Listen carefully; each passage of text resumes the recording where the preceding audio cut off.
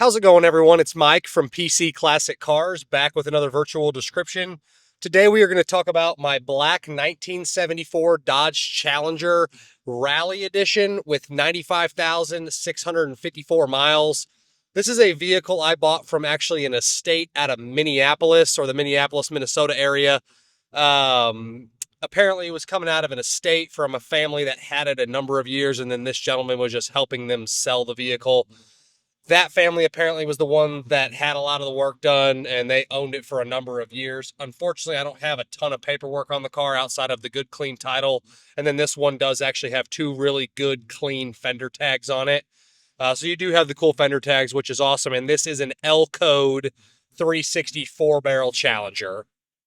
The driveline that's in it, again, is the numbers matching L Code 364 barrel, and it runs extremely well. I was able to find the VIN on the motor, so it is verified that it's a numbers matching L Code car, which is really, really cool.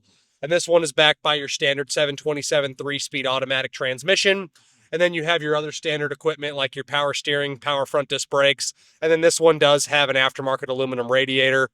On the underneath, you have your standard front suspension, your front sway bar, and then you do have your standard 8 3/4 rear end. I do not know what the gear ratio is in that 8 3/4, but driving it down the road, it cruises at 65, even 70 miles an hour really well.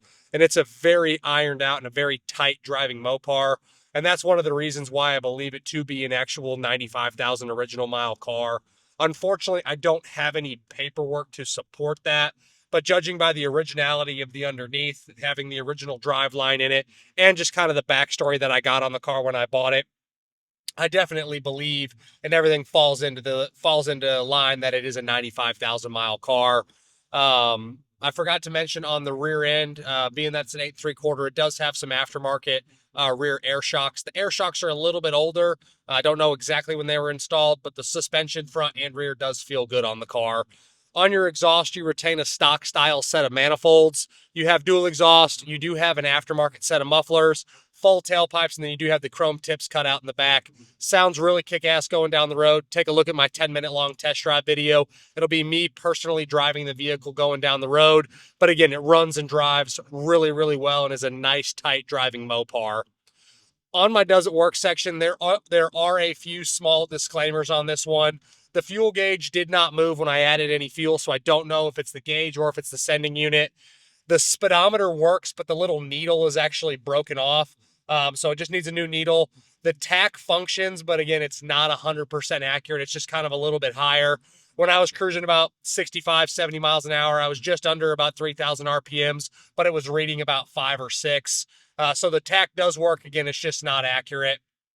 The other items that are going to be a no is the factory dash clock doesn't work. Like you've watched in my videos, I've taken those out many times, rebuilt them, had them repaired, put them back in, and they stop working after you spend a bunch of money. So that's one of the things that I no longer mess with. So the dash clock doesn't work. I do not actually have any door lock keys. I have ignition keys, and I have a deck lid key, but no door lock keys for this Challenger, so you'd have to get some new door locks on it. Your notorious Mopar dash lights, when you kick the headlights on, the dash lights, you can't really see them. I always suggest doing the LED conversion. Pull the cluster out, take the original bulbs out, put your LED bulbs in there, and then you're good to go. Again, same thing with the flashers. It probably just needs a new flasher button, and then your notorious washer fluid sprayers are not working. So a decent little list there, but it is all really minor stuff. If I had to put a time frame on it, your biggest thing would be the fuel gauge and the door locks, but about an afternoon or a weekend's worth of probably work to get all that stuff going. So nothing that's terrible. On my normal inspection, again, like what I was talking about before, the suspension and the steering, all of your brake components, all that stuff checks out really well.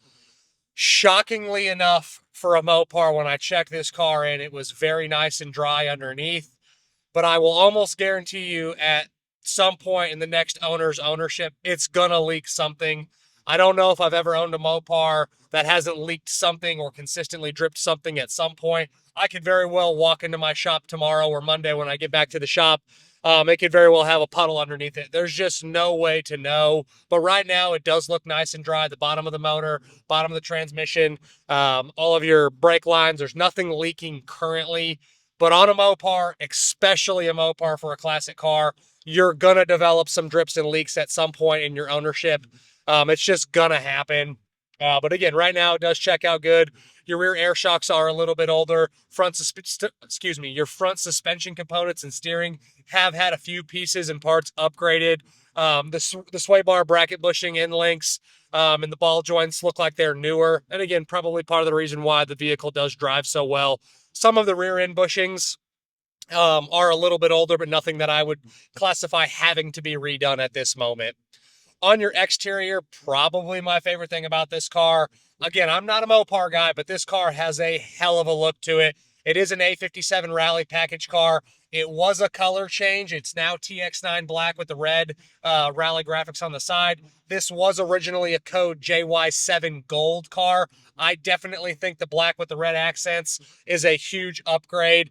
Paint quality is nice. Smaller little things here and there. And then on one of the rear quarters, actually I can tell you here. Let me see which one it was. I don't want to tell y'all wrong. Let's see. Sorry, I should be a little bit better prepared for y'all, but these videos aren't perfect, so a little blooper here and there is not the end of the world. Okay, correctly. The driver's side rear quarter right above the body line. In the right light, you can see a little bit of a flaw in the bodywork.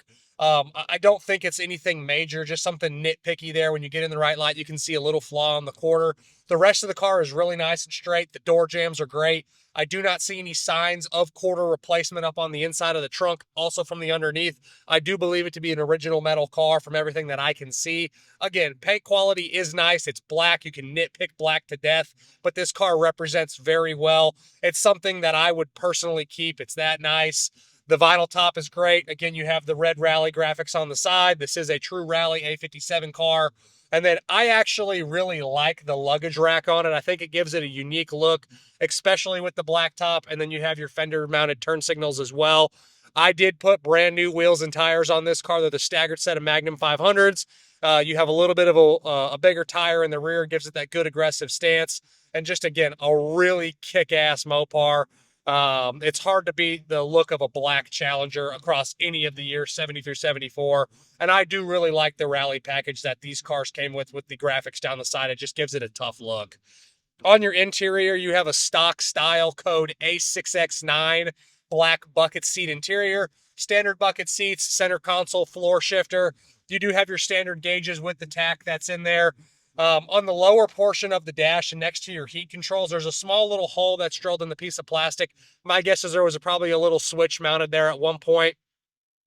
Other than that, the rest of the interior is really nice. You have some little scuffs on the door panels that these get. The door panels are still nice. The carpet is nice. The headliner, the visors, all that stuff looks good.